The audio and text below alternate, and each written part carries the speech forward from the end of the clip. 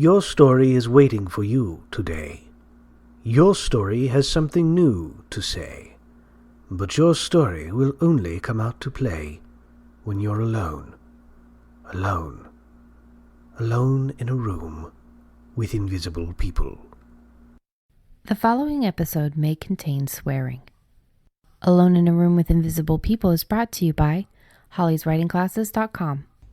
If you find value in what we do and you'd like to support the podcast, go to ko-fi.com. That's ko-fi.com/alone. Or you can go to alonewithinvisiblepeople.com/support us to find out more. Thank you. Hi, I'm Rebecca Gallardo, the host of Alone in a Room with Invisible People. I'm here today with author and teacher Holly Lyle, and today's topic is how to build plot arcs. And this was actually in response to a question that we had in the forums. Before we get into that, I wanted to just take a real quick moment to thank everybody for submitting to the Halloween episode. I stopped counting once I reached 120. But even on the last day, on the 10th, up until I think the last entry came at 11:47 p.m., we had probably 20 or 30 more on that day. So we had a whole lot of story entries, and I did read. The only ones that didn't get read were if you didn't follow the submission guidelines, or if there was a word issue, if you were over 500 words, and we had quite a number of people that were submitting that were, 530, 520, or, 1,300 words. Ooh. Yeah. So if you submitted something that was not within the guidelines, you got pretty much, it wasn't read. But every other single one of those stories was read. And I posted something on my Facebook about this earlier. I hate writing the rejections. I never wanted to be an editor. I only ever wanted to be a writer. So as a writer, I know that no writer really wants to receive a rejection. I know a couple of them look at rejections as a point of pride, and like, okay, well, you got to get through the rejections to get the exceptions, or to get the acceptances. I'm sorry, I'm still waking up. It's Monday. Yeah. The idea is that, you got to write a lot of bad to get to the good. And it doesn't make it any easier for me to reject stories. So if you have received a rejection, or if you received a note telling you, listen, this is why the story didn't go in, just know that we want every single story to go through. We don't want to sit there and say, we don't like shitting on people's work. That's not what we're about. That might be what other people are about. And if you Google rejection letters, oh, doggy, do you see a whole bunch of editors find a lot of joy in rejecting people. But yeah. I just want to throw something in here too. Is I had more than 100 rejections in a great big man's shoebox, and before I got to the yes for the very first time, for the very first thing. So rejections are your path to acceptance, and they can be a bit of a point of pride once you get past them. So just look at it that way. Yeah, I mean, like I mentioned, you got to get through all of the rejections to get the acceptance. To get that. And it can be a long way to get there, but we'll do our best to make it as short for you as we can. Well, plus, I mean, here's the thing, and I was telling Mark, he was like, well, did you be nice? I mean, are you sure that the rejections were really, are you sure they were really, did you really have to reject, the stories you did? And he's looking at it from a writer perspective. He's not looking at it, but he's also looking at it, and he even said, like, well, this is from just a fear of rejection. And I made a point to say, like, if somebody is going to get rejected from us, with as nice and detailed, like some of them were form rejections because they just didn't fit, or Well, or significantly over length. yeah, significantly over length, or significantly, like we had a few younger people, I think, who submitted that have not written stories before. I actually wrote a little bit extra to them. It was like, keep trying. I hope to see you submit next year. But the idea is like for most of the people that got rejections, they got the reasons why, which I know we'd say on the submissions, we're not going to be able to tell you why, and that's true for some points. If if somebody is going to take our rejection and be upset with us, considering that we follow the rules of critiques where we say what's good about the story, we mention what could be fixed or could be better about the story, we are encouraging, and we literally want to see the story succeed. If people are going to take a rejection from us and be hurt or upset or give up on writing, then they would never have, they didn't want it enough, because they didn't deal with the kind of rejections that you got, which was just form rejections, or a little bit insulting with that too much exposition. This is just, That was one of the better well, because it explained what went wrong. Yeah. Yeah. Yeah, because that was explaining. Some of them were just mean. Yeah, see, some of them were just mean, and we are not like that. So if you get a rejection from us and it's more than just a form letter, or if you get an email from us explaining where it went wrong, understand that we are one of the people that you have at your back. We are one of the people that, or some of the people that want to see you succeed. So the rejection letters from us are going to be far nicer and far more helpful. Yeah, we want you to be able to do this. We want you to get to make your dream come true. And we are, what you hear from us is going to be what we can offer to help you. Yeah.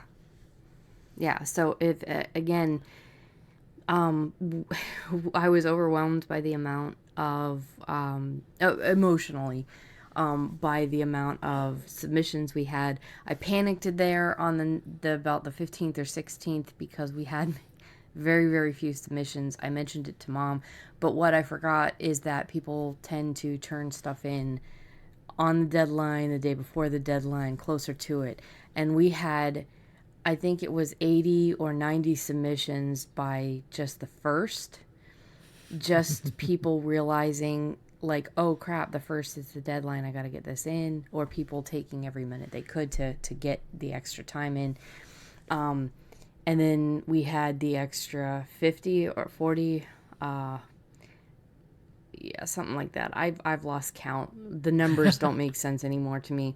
But yeah, we have a lot of stories this time. So I just really, I want to say a quick thank you to everybody who submitted. I also want to say that you're very, very brave for submitting your work if it's been a long time since you've written, or if you've never submitted your work before. If you got a rejection from us, please realize it's the story, or it's how the story was written, or it's that it just didn't quite fit. It's not a rejection of you. And we want to see you submit again. Especially if you got a letter explaining why it didn't work. If you got a letter from me, I mean, especially with how many entries we had and how little time I have to go through them. If you got a letter explaining why it didn't work, please realize that we want you to succeed. We took the time to go through your work and try to help you, get it into the podcast, Yeah, because we would love to be able to accept every single thing we get. Oh, yeah. Yeah, it would be fantastic. But yeah, just remember, it's a rejection of the story, of that one individual piece of the story that didn't work, or the just, it's not ever a rejection of you personally, at least not when it comes to Holly and myself. So let's get into what we have been doing since. Some of our listeners won't even know that we took a 4 or 5 week break. Yeah. Yeah. That's how good I am. It is how good you are. And hang on just a second. I think I actually have the date here. Maybe not. But things got crazy for me about the middle of September. Mm-hmm. And so I think that was around the last time that we had an episode that was not one that we had done ahead. Yeah. It was I think September 10th or it was probably, I think it was like the first or second week. Oh yeah, because that fits with my because I'm looking at my bullet journal here, and everything from September 11th on was moving stuff. Yeah. Yeah. So that we've not recorded an episode in at least a month, maybe 5 weeks. I'm not entirely sure. So yeah, let's get into just real quick what we've been doing, where we are now, and get into the show. Yeah, well, first off, I need to say my dream came true. This is something that I have been waiting for and just dreaming about and wishing for and not even saying anything about for years. We wanted to get out of South Florida. And I had figured, well... Hold on. That's not the part she hasn't been talking about. That's the part she has mentioned every single time you talk to her. Yes, but the part that I hadn't mentioned was that my dream place to be would have been Ohio. But I never said anything about it because Matt had this kind of firm rule that he didn't want to live any place he'd never lived before. So we were looking at North Carolina or at Georgia, and one day he just said to me, well, what would you think about moving back to Ohio? He had never been there. Never, not once, including when we bought the house and including prior to the day we packed up our crap and drove there. He had never been to Ohio, but he said, hey, I want you to live someplace you love. And you have talked about this place with lunatic fervor for, not his words, my words, his meaning, a lot. And he said, and I have been listening, and how would you like to move to Ohio? And I said, fuck yes. and it took us about 9 months. Folks helped out with first the Patreon thing, and then with the podcast, with the coffee account, and with buying my classes, and with buying my books, and a lot of other things. And we were able to buy a nice little old house. It's still a little run down, but we're working on it. But it is a house in Ohio. And he got here, and he loves the place. He's amazed. He had never been here. And he said, oh, this is why you love it. It's like, yeah. Yeah, and it hadn't changed. I hadn't been here in 46 years. And I came back, and it's still home. So that's what I've been doing for the last 5 weeks, is getting ready to be here and then being here and moving our stuff and putting all of our stuff into a pods container and having them bring it up, and us wondering when we left if the pods container was going to be picked up and if any of our stuff was going to make it here. And it made it here, and it was in perfect shape. Big non-paid for, non-advertising shout out to pods.com, because damn, they were awesome. Yeah. Yeah. So I got there on time, and then you guys, how long? Okay, so it took you 17 hours to pack it, and then it took you 3 hours to unpack it. Yes, because we were frothing at the mouth, mad, lunatic, crazy people unpacking. We had this little worker bee line of Matt, Joe, and me set up, and we were just, good God, it was hilarious, but we got everything in. We got it down into the basement. Ooh, basement. And there will be no more hurricanes. Yeah. I'm so happy. Yeah. And you've dealt with Oh, blizzards before, and Matt's from New York, and he's dealt with yeah. blizzards before, so you guys are good. Joe is the only one that's going to be a little shell-shocked, but But he's never seen snow, and he's so excited. yeah. Yeah, that's pretty He's cool.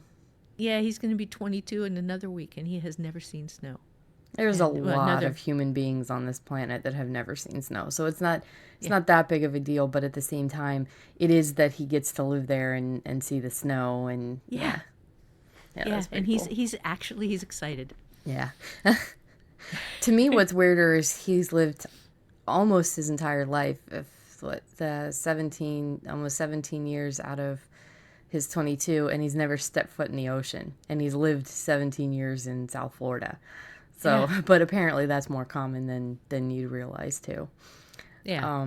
So yeah, so you have not done any writing or any revision or anything like that.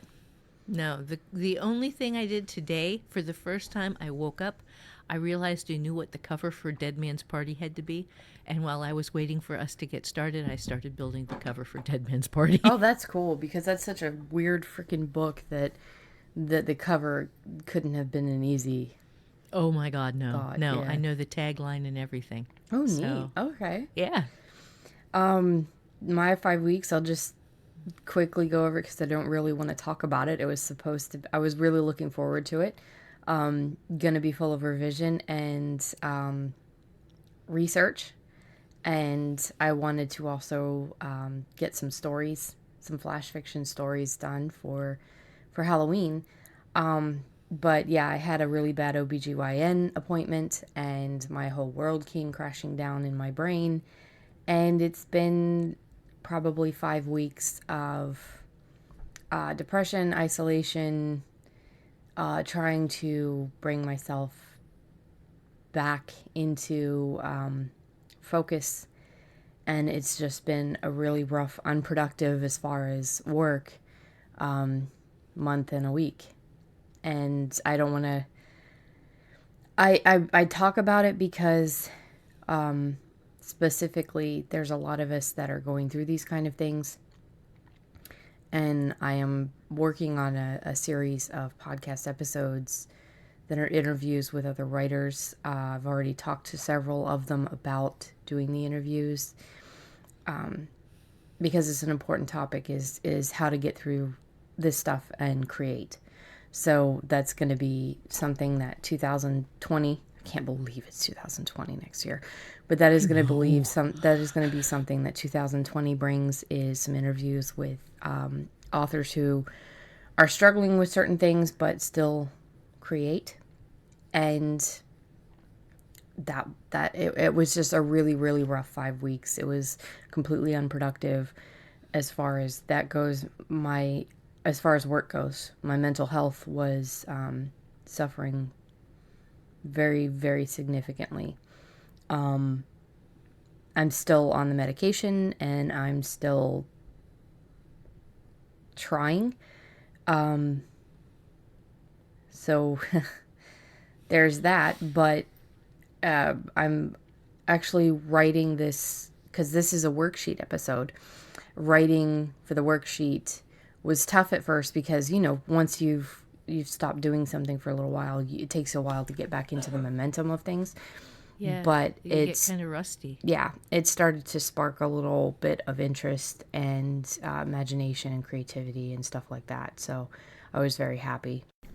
So yeah, we mention and we talk about mental health and issues on this podcast because it is something that writers struggle with and people can use them as excuses to not write. But there's a difference between suffering through something where you're unable to create and then letting yourself down by letting that be an excuse. And I'm kind of towing the line right now in the fact that I was able to create a little bit with this worksheet that's in here. Made me realize that, and I had a little bit of a breakthrough last week or something like that made me realize, okay, maybe it's time that I can start moving past this and getting back to the revision and stuff, because you can't really ever get over certain things, but you can learn how to grow with them as a part of your daily life. So today's podcast, and I mentioned this at the beginning, is actually inspired by one of the questions that we had in the forums. And again, the title of today's podcast is How to Build Plot Arcs. And the question I'm going to go ahead and read, and this is just part of the question, or part of his entry in our forums. And this was in response to our How to Build Scenes episode, which I'll link in the show notes. If you haven't listened to that one's the one he was referring to. So a lot of the discussion seems to focus on what is the minimum you need to include in a scene, go over PACS, which is PACTS, etc. And just to go over real quick, not part of his question, but PACS is protagonist, antagonist, conflict, twist, setting. Going over PACS, etc., which is great. I love the PACS and what changes questions. It's the best scene level writing guidance I've ever heard. But it seems to me that although no particular scene needs more than those basics, when you are writing a book, there are other larger than scene level conflicts that you have to cover somewhere. And these inevitably have to end up in scenes. I think sometimes this is where writers, including myself, go astray. Maybe including too much of this stuff in a scene that is about something else. Yep. And I'm gonna read something real quickly here from the intro of the worksheet, because yes, there is a worksheet for this episode, and if you have not yet downloaded it, you're going to need to go to the website and download it so that you can play along with us. But first, yep, many writers succumb to the red-faced howling of Infodump's first cousin plot exposition and screw up their books because of him. The good news is you don't have to be one of them. The trick in not killing any scene's momentum is to realize that every larger-than-scene conflict still has to be written in scenes, and then to realize that the answer to the question is in the word scenes, plural. The fix to building good plot arcs instead of awful exposition is truly simple and really fun.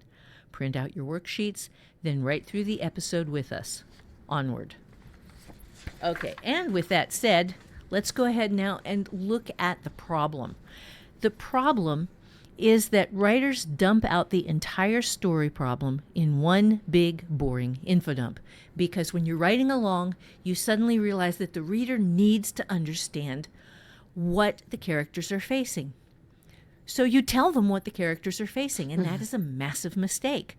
You never want to tell the readers this is the problem, because that kills all the suspense, the potentials for confusion, for good confusion, which is where the reader is going, oh my God, what's going on? I don't understand. I need to keep turning the pages to find out. If you tell them what the problem is, they don't need to do that. Yeah. So the fix is to break up the story problem into pieces and assign the pieces to different characters using show, don't tell. So that's what we're going to be working on today. And step one is to get out of your system write the infodump. And because getting this process out of your system and making it sort of a bone deep understanding of this is how you do this, it is much easier to show you how to do it than it is to tell you, which is why I built the worksheet. So what wasn't clear is that the info dump is the first page. So that's define your big conflict in as much detail as you can on one page.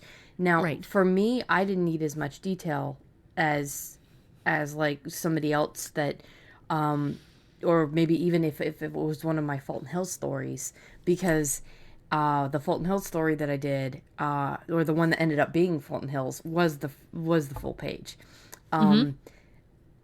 I had 4 story attempts. So why don't we read our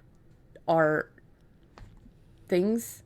Do we want to read Before those? we do that, you guys need to pause and write your stuff. Yes. Pause and write your own stuff first. and then Okay. we'll share what we got. Okay. And now we're back. Okay, so go ahead. Yours is short, mine is long, so go ahead and read yours first. Okay, now just remember, guys, this is my 4th attempt to try to get something that I did not want to use in Fulton Hills. I was also exhausted because I had had no sleep. Someone is killing clowns. Evil smiley face. Ha. Worldwide eradication of clowns. Doesn't matter what kind. Creepy, children's theme park, hospital, etc. Even clown pictures and clown dolls, likenesses, etc. are disappearing because fuck clowns. All right. Mine, I was trying to go way away from anything that I am writing as well. So I ended up doing an alien invasion against planet Earth. And I wanted, like I said, this is me world building at the same time. So this for me runs kind of long. Okay, it's all squeezed onto the page, and you can download both of our examples. I'm going to send an alien invasion against planet Earth, and I want the aliens to be cute, fuzzy, seemingly sweet and adorable. Then people are going to find out these things they've taken in as pets are a lot smarter than they are, that they've planned to subdue all humanity, eliminate the humans who won't make obedient slaves, and turn the planet into a high-end vacation spot for their folks. The surviving uncaged humans will either be personality altered and neutered slaves, or naturally obedient humans who can be bred to create a less contentious species. The troublemakers, the willful, the too intelligent, and the insufficiently obedient will be used for lethal entertainment. Then the aliens, who are as a species deeply addicted to all things gambling and to the observation of violent sports, not to participation in such sports, mind you, then they... apparently I dropped a thought here, but I come back in with, so the big conflict is that humanity, having pulled a bunch of adorable little monsters into its collective bosom, is going to have to figure out a way to deal with the villains from a position of captivity, or else find itself dumbed down, enslaved, and eventually completely wiped out, at which point its captors will take off for another interesting planet looking for new and better thrills and bigger odds to bet on. You know what this is making me think of, right? No, what? Cats. Cats? Oh, God, no. This was actually, God, I was thinking about a book called Little Fuzzy, and it just got really, really warped. This was from a writer whose name has just suddenly dropped out of my mind. And I thought, well, what would be the evil version of that? The Fuzzy Papers and Little Fuzzy. And oh God, and I know this name, I know it as well as I know my own name, but it has just dropped out right now. It's fine, yeah, we'll put it in the show notes. Okay, cool. All right, so are you done with part 1? Well, no, let me just say this is an example of an info dump. This is the thing that people say, well, this is going to be my prologue. Is this thing right here, okay? This is my prologue where I explain what my characters are up against. And if you do this as a prologue, your book will suck. Or the other version of the prologue is the history, including the history of everything and everyone, and oh my God. Yeah, so this is to eliminate that. This is to take this massive info dump that I've built and that little info dump that you built and break them up into cool-ass pieces and put them into a form that you can use all through your story to keep your reader going, oh my God, what's going on? I have to know what's going on. Turn the page, turn the page, turn the page. Yeah. Okay, so now we can go to the second question on the worksheet. Now identify each active character in your story with the bare minimum of your protagonist and antagonist, and with any friends, enemies, and if needed, born to dies, and potentially interesting, so the room isn't empties. You may need more than one sheet. Okay, so let me really quickly explain what both a born to die and so the room isn't empty is for folks who haven't listened to previous episodes and might not know. Born to dies are characters you build specifically so you can kill them off. And they tend to be lightweight. They tend to be, fairly insignificant. There's somebody who's standing in the wrong place at the wrong time and they get smote. Um, and so the room isn't empty. Becky had the best example of one I think I've ever heard. So you can do your so the room isn't empty. It's the guy that there was a guy in a diner and Prince Trucking. Just a whole bunch of information about him. It made him a late entry main character on Holly's point scale. If you have taken the How to Revise Your Novel course, she has a point scale to show how important you have made this character, whether intentionally or unintentionally. And he was 15 plus points, and that is main character level. And it was literally his entire role in the book was just so the diner wasn't empty. So the diner had a customer. And I mean, he had full name, and people in the forums were like, I want to know his story. I'm like, yeah, that's the problem. That's the problem. Yes. Yeah. Yes. But these are people that, so now I guess we can pause. And now we're back. Okay. And you get to read yours again. Okay. And again, I was just kind of rushing through this in a hurry, but I like the people I came up with. Name, Jess, designs and makes earrings all day, entrepreneur. Role, main character, her father is a rodeo clown, goes missing. She's in her early 20s and finds the conspiracy. Name, Phil, weed cook and grower, legal. Role, Jess's friend, always high but always trying to help. No romance, he's in his 50s, her neighbor, loves gardening. Name, Stuart Brennan. Role, cult leader, anti-clown activist, and instigator. Name, Rock Candy. Porn star, famous. Oh, God. Role, BTD cult member? Born to Die. Oh, Born to Die. I'm such a crackhead. Born to Die. Yeah, because that's what we didn't mention is in the instructions, there are the shortened versions of them, and that's BTD and STRIE. A BTD cult member, very popular recruiter for cult. Name, Jordan White, boyfriend manager at a bookstore, comic store, escape room. It's a mix. Role, BTD, but tragic. Sweet loves Jess, helps her solve part of the mystery, then RIP. Whoop.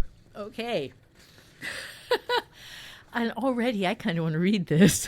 Yeah, I do too. I want to write it. Oh, God. Yeah, I'm having the same problem with mine, is that I was so uninvested in this concept initially that I gave my people names from just working my way down the alphabet. First name A, last name B, first name C, last name D, and just created characters off the top of my head from this universe.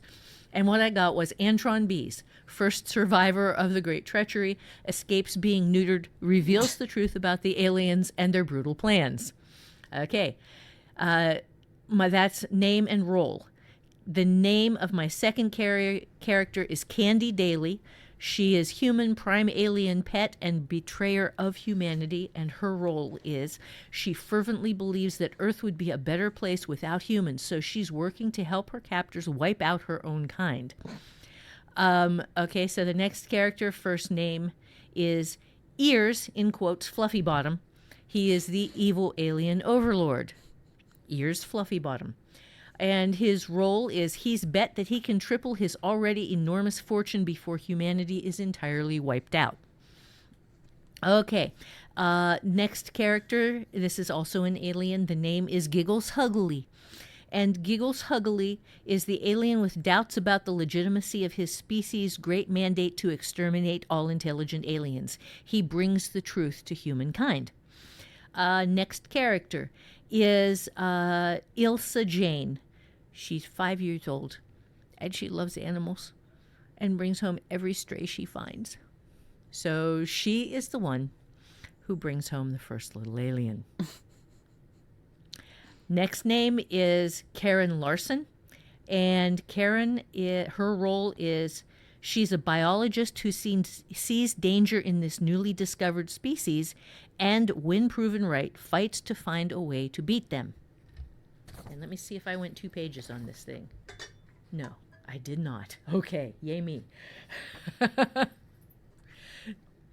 So those are my characters.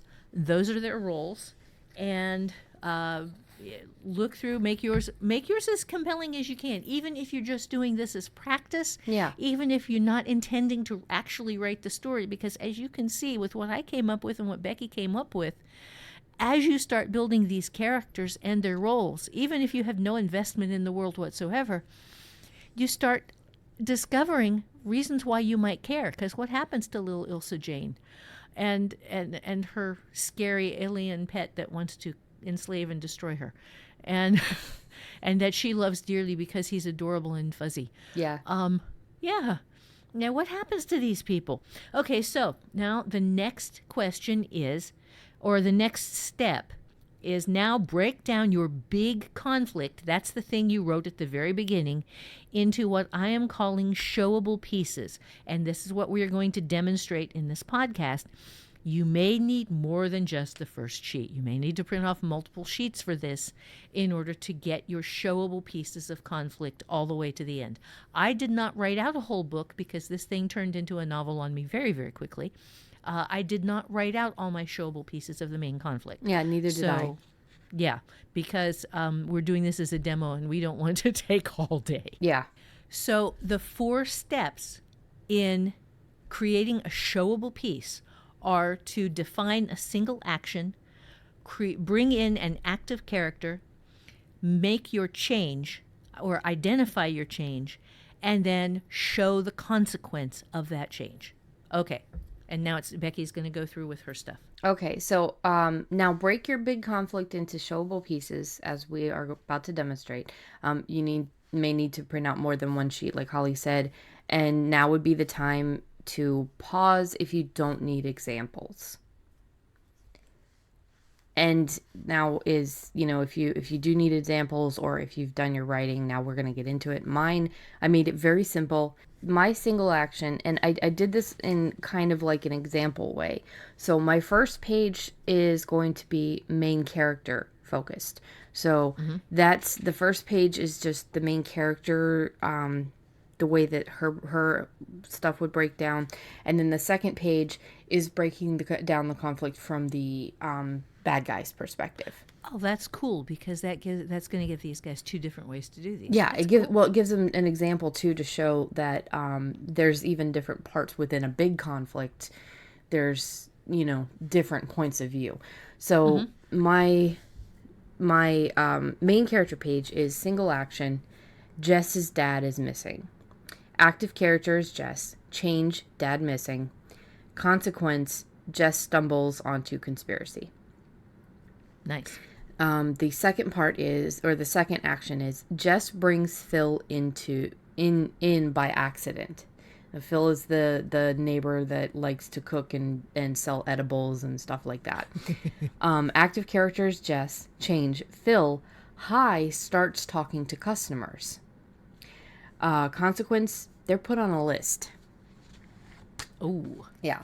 So that's now obviously there was stuff in between. If I was actually writing this out as a book, I would have, Jess's dad is missing, and then I would have all of her next steps and stuff like that. But I wanted to point out 2 bigger areas on here, is kind of like 2 bigger conflicts that to show where this is leading. Nice. So for page 2, this is the villains. This is the conflict broken down for the villain. Single action. Stuart murders a single clown. Gets away with it. Active character, Stuart. Change. Feelings realizes people don't care. Can use others' hatred, dislike, dismissal of clowns as a way to get away with murder. Apparently I didn't write consequence. Yeah, I guess it kind of fit with the change, because that's also the consequence in there. Realizes people don't care, can use others. So realizes people don't care is the change. The consequences, can use others' hatred, etc., etc. Yep. Single action, Stuart begins finding violent coulrophobes. I can't pronounce coulrophobes. Coulrophobia. I can't say it right. Okay. Coulrophobia is the fear of clown. So Okay. like it's just that's what I have because I can feel it in my heart and like I start sweating and I get really freaked out. So he finds violent people who are afraid of clowns, since I can't pronounce the word correctly, and taking action. So the active character is Stuart. Change is building a vigilante group. The consequence, again, I left blank for some reason. Again, I was exhausted and slightly delirious, which is why this idea even came up. But so on the bottom, I wanted to specifically note the growth pattern that this dude is taking it. So from that group, it goes to a KKK-like state, which is really bad. And then from that KKK state, he moves into a Scientology state. Oh boy. Yeah, so he goes from small group to vigilante group. Well, single murder to small group to vigilante group to this hate group. And then from a hate group, it's a religion. So that is the big conflict broken down from the villain's perspective. Nice. All right. So my turn. I did mine differently. I just started walking through the story from scene to scene, and so I am alternating between characters, and this demonstrates that you can use these worksheets in a lot of different ways. So I am starting with the first scene in the book. Single action. A human finds a cute, fuzzy, injured creature and rescues it. That active character is Ilsa Jane.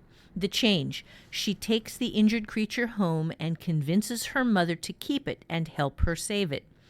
And the consequence of this is that the aliens have their first foothold, from which they can identify human weaknesses and learn more about the people they plan to destroy. Okay, we move to scene 2. Single action. And this is going to be, okay, I will let this. A cute, fuzzy creature mind traps and executes a man who is suspicious of its nature. The active character here is a Born to Die, a BTD, name later. The change. The man is wary of the creature he doesn't recognize, and when he proves intent to have it examined, is murdered by it. The consequence. We see the secret, deadly side of the adorable alien overlords. All right, next page. I know I'm not the only one thinking cats right now. Oh no! There are other listeners out there that are thinking cats, and I'm okay with that. I wouldn't destroy humanity, but I would be okay with being submissive to all catdom. I think that they would be a better government than our world's governments right now. If they were bigger, they would eat us. I disagree. I love my cat. Remember, you said it depends on the relationship, so you can't pull Matt's quote out anymore. You said it depends on the relationship, and if you are meek and docile, and you give good pets, and you give good rubs, and you give good treats, they won't eat us. I was seeing something sort of Gizmo-esque. Yeah, I like Gizmo. Yeah.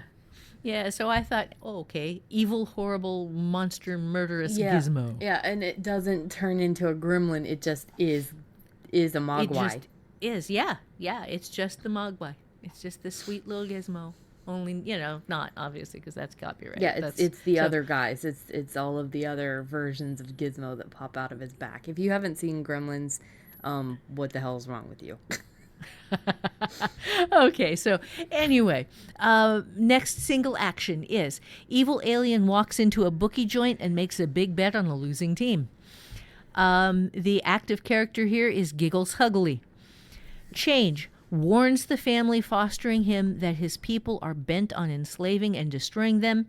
Consequence. They think he's adorable and being funny, but he's not. And there are typos and some missing words and things on my demo worksheet. I apologize for that. That's why we do the cast. Yeah. Yeah. Okay, my next scene, the single action character. Wow, this is weird. Okay, I did this in the wrong order. The single action is when the team Giggles bet against. Oh boy. Okay. I fell a little apart on my worksheet here. I apologize. The character in the previous scene needs to be Giggles Huggly, but the issue needs to be that he warns the family. Yeah, not the team. That because I was right. very confused. I was like, the team, he bet on a team, but then he warns his Giggles family. Huggly did not bet on a team. His single action was to fall in love with his family. Okay, then the single action for the next scene is evil alien walks into a bookie joint and makes a big bet on a losing team. So there are some errors in the worksheet. We're human. Yeah, we are. Okay, so the active character for this is Ears Fuzzy Bottom. And adorable Ears Fuzzy Bottom, when the team he bet against starts winning, Ears calls down a strike from space on the entire area, and a major city is wiped out. Because he lost. Because, well, he was losing. He didn't lose because the game was not completed. Yeah. So he got his money back on the technicality. But, yeah. Consequence, humankind discovers the nature of the enemy that has insinuated itself into countless critical parts of humanity's infrastructure. So I'm hitting high notes here. There are going to be a lot of other things going on in the book at the same time. If I ever the same with the mine, exactly. We're trying to highlight the major points, because if you're actually doing this, you're going to have a whole lot of pages, especially if this is a novel. You're going to have just a bunch of stuff just for the big conflict. Yeah, so I recommend, if you don't regularly write novels, that you start this as a short story and plan only doing 6 to 10 scenes. A genuine short story, because then it will be much, much easier to follow through and not get just absolutely buried by a project that explodes, as mine did, and I think as yours did. Mm-hmm. Yeah. Yeah, because I'm like trying to figure out how to create a screenplay out of this or something, and it's like, no, stop. Yeah, I know, because this is in my head now. Yeah. And it's in there with Evil Ears Fuzzy Bottom and adorable Giggles Huggly and the cute little Elsa Jane and just stuff, man. Now with the worksheet, just to let you guys know, I fell asleep last night, so I do not have the rest of my worksheet, and I apologize. But Holly has the rest of hers. Yeah, I do. Although when you go to the next page on mine, you will see on the second page of the big conflict that my single action was "and so on." Yeah. ... Yeah. So then we move to the finally answer the following questions, and I will read the question, and then I will say pause. Yeah. And then I will read my answer. And yeah, Becky gets a little break on this part. Yeah, because I fell asleep. Yeah, because exhaustion will in fact do that to you. Yeah. Okay, so here we go. Is there any showable piece of your big conflict that would be more exciting or more interesting if given to a different character? And if so, who and why? And my answer here is, so pause. And now we're back. My answer is Ears Furry Bottom, not using his human given name, of course, could be shown on the spaceship calling down a globe-smashing weapons strike on the world he and his people have finally used up. It would make a compelling opener to the book. This is not Earth. This would be showing Ears Fuzzy Bottom blowing up another planet. Yeah, that's cool. Yeah, some other planet. And though we would not yet know who the guy calling down the strike was or what he was, we would have clear stakes about what kind of problem our own planet might end up facing. So if you start this thing with some dude in a spaceship blowing up an entire planet, then your stakes are set. Yeah. And it's much more compelling than a little girl finding a fuzzy animal. You can do that as your second scene. Yeah, so this is interesting. You saying all that stuff made me think of what mine could be. Okay, cool. It could just be a scene where there's a group of people, just like a mob, and this is the very first scene of the book. A mob is just going towards Ronald McDonald's food chain, the Golden Arches, but of course I would have to make it so that either it's not McDonald's or that it's just hinted very strongly at it. And they bust in after hours. They're all masked, and the only thing that they're trying to get rid of in the store is anything clown related, anything at all. Just so anything with a Ronald McDonald logo. Yes. Or, something like that. Yeah, and there isn't that much of that anymore, but back in the late 80s, early 90s, when I was growing up, fucking stupid-ass clown, he was everywhere. Or maybe they are spray painting over the Ronald McDonald house. Maybe they're just spray painting over his face. Or it's something where this group of violent, scary-looking, masked intruders is going towards something, and the reader thinks that they're going to start a murder, or they're going to start rioting or something, and then the very last part of the scene, maybe a paragraph or two, it's just them destroying only clown shit. That's awesome. And the title of the book I wanted to be Everybody Hates Clowns. That's not a bad title. Yeah. I like that. Yeah, because everybody doesn't, but a lot of people, that just don't like clowns. Well, it would certainly attract everybody who really does. Yeah. and then they could see how their hatred of the clowns would be used against innocent people in this. See, like, I really like the depth of this story. I think maybe I want to write it as at least a story. Stop it, brain. Okay. Go to the second question. Okay, the second question. Is there any showable piece of your big conflict that could be kept secret and brought forward as a surprise twist later? If so, what and how? Go ahead and pause. Think this through. And now we're back. The true identity of Ears Furrybottom could remain hidden until he Wow, I got a little incoherent here. Obviously, I was very tired by the time I got to this. He is well disguised as his human foster family's very own Lassie. Oh, okay, could remain hidden because he is well disguised as his human foster family's very own Lassie, alerting them to dangers, which, in parentheses, he causes, and being the brave little hero who always arrives at the last moment with the cavalry. So when you first see Ears Furrybottom, he looks sweet and adorable, and he has rescued Timmy from the well one more time. But you don't see that he threw Timmy into the well in the first place. But wouldn't Timmy know? You could probably hide it. Yeah. Yeah, it would be Timmy would go into the well lured by cookies or candy or something there that was in no way associated by Timmy with Ears Furrybottom. Yeah. Okay. It's funny because before you said that, I was thinking that when you were reading the question, I was thinking I could hide Stuart's identity, but then that was what you did too. So I want to come up with something different. And as far as the piece of the big conflict goes,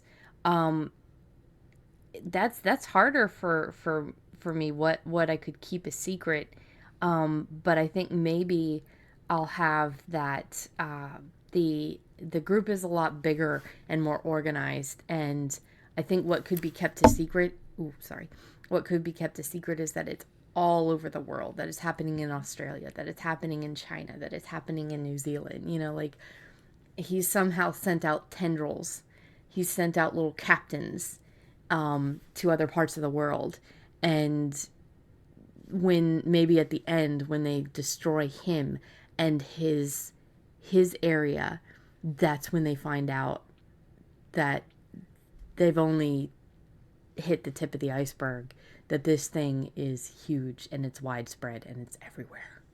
That's excellent. I had one other idea that I'll throw at you. Yeah. Maybe save until the end why your main character hates clowns so much. Oh, yeah. Well, that's the thing, though, is originally it was just a dude that was pissing him off, and he murdered him and got away with it, but he noticed, like, the papers were mocking him. Like, the theme was actually really, really what intrigued me, is there's this idea of the lesser dead, which is why serial killers go after prostitutes and stuff. So it's kind of like an allegory. It's kind of like using the clowns to show this bigger side of humanity. Gotcha. You know? Okay, that's cool. Yeah. Yeah, so yeah, he ends up using the clowns as a way to get away with all these evil things because everybody hates clowns. Yeah. There you go. All right. Next question. And that is there any showable piece of your big conflict that feels weak or uninteresting? If so, what would make it a more compelling scene? Or what would make it a compelling scene element? Add pause. And now we're back. Okay, the BTD, Born to Die character is weak. If I make him someone important the reader comes to love and possibly give him a bright future and a romantic connection to a character my readers will love, and then I kill him off, I'll get a much more compelling response from the scene. And yes, real novelists really do look at ways to be meaner to their characters. Yeah, and that's one of the things that I'm learning with how to revise your novel, is that I really do need to be meaner and pour on the conflict, because I have a problem with not being mean enough.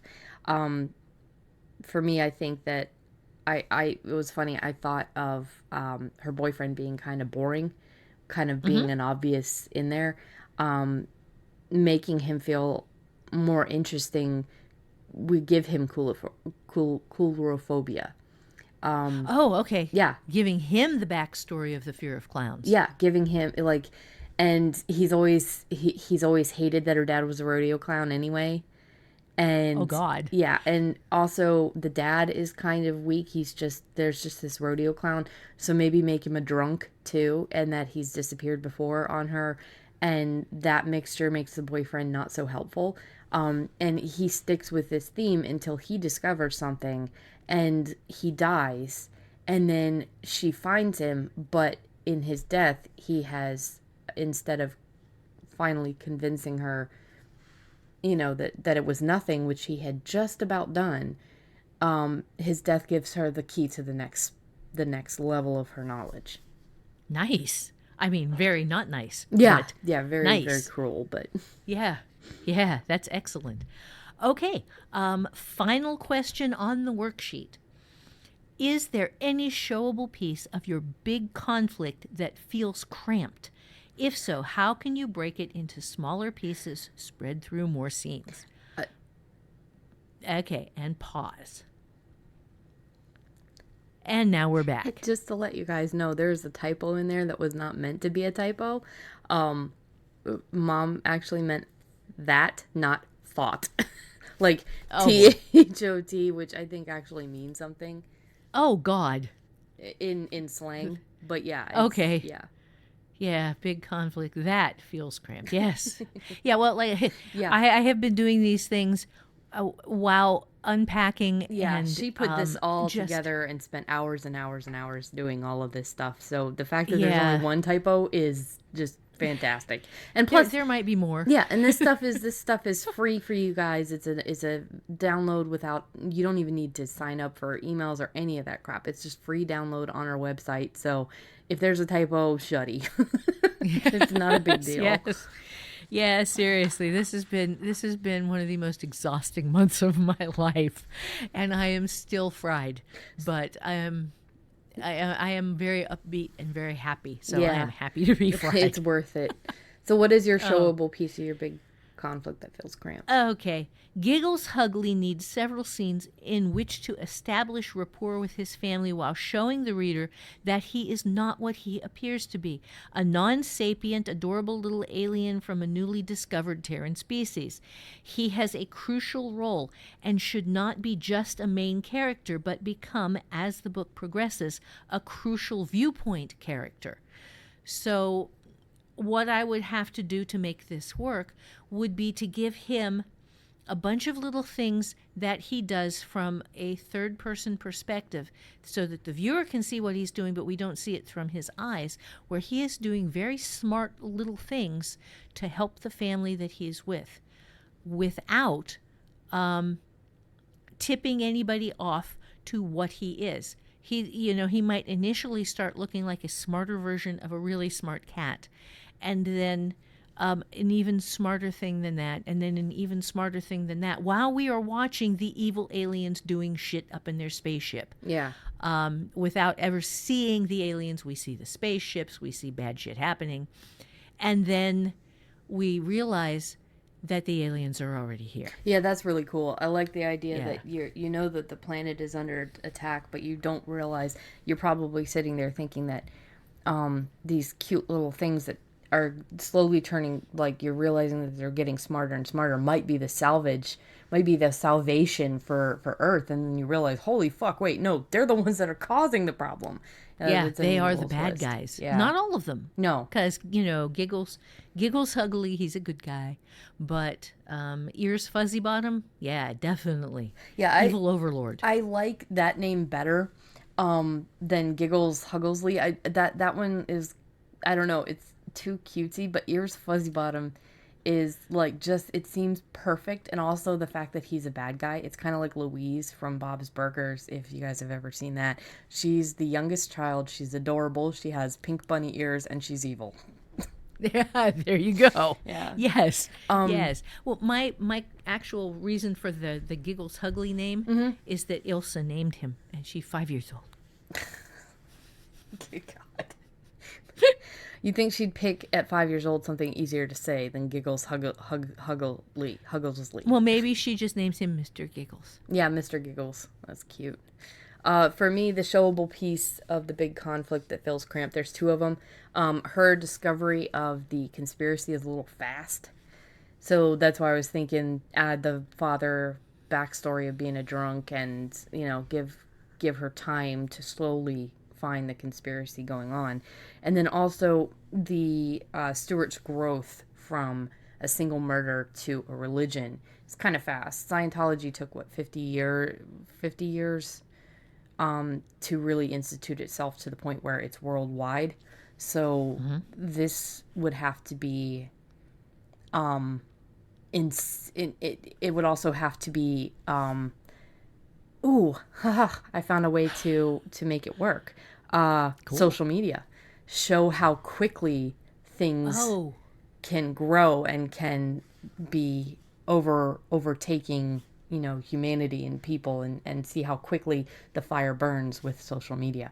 So that's pretty cool. Okay. Yeah, this was a lot of fun. Like you said on the worksheet and that we mentioned in the podcast, it's a lot of fun. If you don't have an idea and you don't have something in your brain or you're blocked, like you're running through some sort of creative block right now, or you're frustrated or whatever, just fart around with the worksheet. It's free. You don't have to print it off if you don't have ink. I usually don't do worksheets. I will just work in a notebook. I'll put number one. So you use the PDF, read the PDF, Yep. and then just write stuff into a notebook. Yeah, 99.9% of the time, that's what I do. If I am printing out worksheets, there's a reason for it.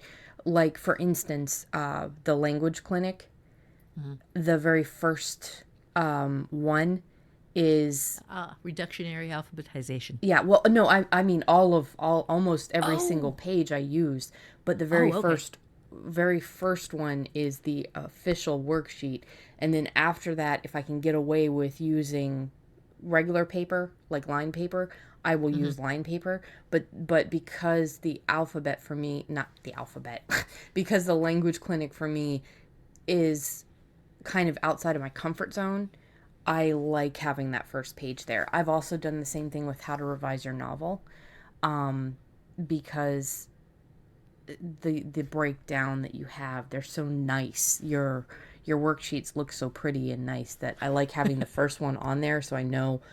And then after that, I will use a ruler and kind of try to make the rest of them look similar.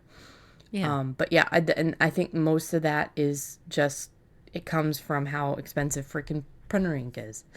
Yeah. So yeah, absolutely. And pen ink is cheap. oh yeah, pen ink is super cheap, especially if you just go to the dollar store. Yes. Just get like a pack of 10 or 20 for $1 or $2.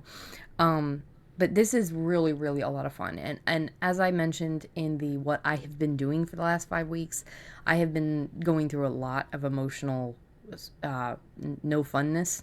So doing this worksheet, even exhausted, even when I fell asleep with the stuff in my hand and my head against the couch and I just started to fall asleep working, I had a lot of fun with it. And I kept giggling to myself, and I'm sure Tony thought I was crazy, but of course he knew I was crazy when he married me.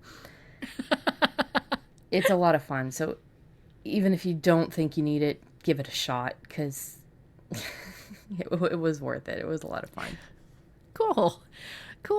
Well, do you have anything else you want to say before we go to the takeaway then? Yeah. I just want to say, folks, thank you guys for listening. Obviously, you are a huge part of our lives. If you would like to follow us on social media, I have not been active for the last 5 weeks, so I apologize, but I'm going to start getting back to it, especially with the Halloween episode coming up. We've got a lot of really, really just fun stuff for you guys. So follow us on Instagram. It is alonewithinvisiblepeople.com. You can follow Holly at holly.lisle. It's just her personal stuff. It's not a whole lot, but it's fun to keep in touch with her. You can follow. And mine has been pretty empty again because, we've been moving. Yes. But I started getting some stuff up because I found my yarn. Yes. I found my needles and I'm doing some knitting. And so there are knitting and cat pictures again. Also, well, I'll get to that in just a second. There, you can follow me. It's RGALARDO, Argalardo. You can follow us on Facebook. It is Alone in a Room with Invisible People. We are on Twitter. Again, not very active. It's Airwhip at AIARWIP. You can follow us on our website, alonewithinvisiblepeople.com. We've got an email list now. If you really, really want to make sure that you don't miss an episode, follow that, just sign up for the email and you'll get emailed about the episodes. We don't send anything about Holly's sales or anything like that. We don't send anything about affiliate links or literally anything. The only thing is anything podcast related. So if we're going to miss something, you'll get an email notification and you get emails with the episodes that come out and on the day that they come out. You can join the community at hollyswritingclasses.com. It is a free community. It is absolutely free. You create an account, you go into the forums, you find people to talk, to enjoy, to vent to help you with your writing. It's an amazing thing. You get a free How to Write Flash Fiction That Doesn't Suck course. You also get a whole bunch of free stuff from summerfictionwriting.com or Summer Fiction Writing. Okay, so the final thing I wanted to say, and this is a little bit late, but we were off. I wanted to give Holly a podcast happy birthday shout out. Her birthday is 59. Yes, her birthday is early October, and I don't think we did this last year. I think we might have mentioned your birthday, I'm not sure, but just a belated happy birthday, on the podcast. And if anybody wants to say happy birthday to Holly, join the site or go into the forums where you're already part of the site and just be like, hi, happy birthday on this episode title. So thank you. Yeah. That's cool. All right, so let's get to the takeaway for this episode. Okay. As we have demonstrated, plot planning doesn't have to be boring. It doesn't have to ruin your joy in writing the thing that you want to write, and it doesn't have to require massive work. Asking a handful of good questions and building lightweight answers gives you all the space you need to have fun and stay fresh while writing, and also to move between characters, to break up the specific plot into a bunch of small pieces instead of doing an info dump. And it's fun and it's easy, and you can do this. Yeah, it is a lot of fun. It was, and I'm thrilled that my brain attacked clowns, and I said because fuck clowns, and then the book ends up, like, no, killing all the clowns would be a bad thing, which Yeah. is not what I believe. No, I don't think clowns should die. I think clowns should just not exist. Period. Well, yes, just take off the makeup. Yeah, But stop being a clown. Delete them yeah, all. I'm not actually clown phobic, but I do find people wearing masks and full cover makeup that hides who they really are very, very scary. Yeah, I find that very creepy, and it's fascinating at the same time. But yeah, so this is a lot of fun. I'm going to end this before we get any longer, so I'm just going to say thank you guys again for listening. Give Holly a happy birthday shout out, and I can't wait. I'm so glad to be back. You have no idea. I can't wait for Me the too. next episode, and we want to see what you guys have done. So if you need to scan or take a picture with your phone or something like that, you can go on to the forums or share on social media. Share it on social media and hashtag it AIARWIP so that we can click on the hashtag and find your plot arc breakdown. So my final word on that is just write with joy. Have a blast doing this. Have just cut loose and take chances and be a little crazy and have fun.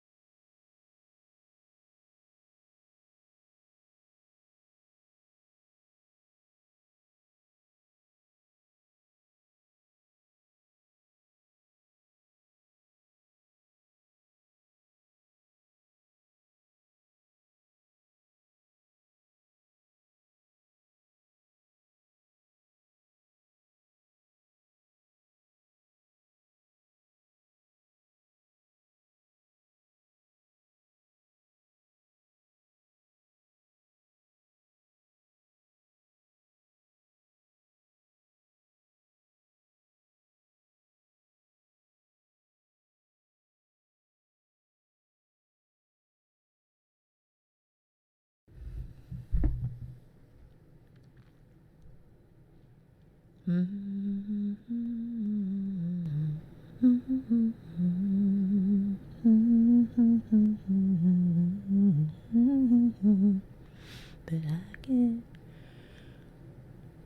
I can't wait to never be with you again, and I can't wait to live a life that you're not in, and I won't break, though I may bend from time to time. I can't wait to never be with you again. The Florida song.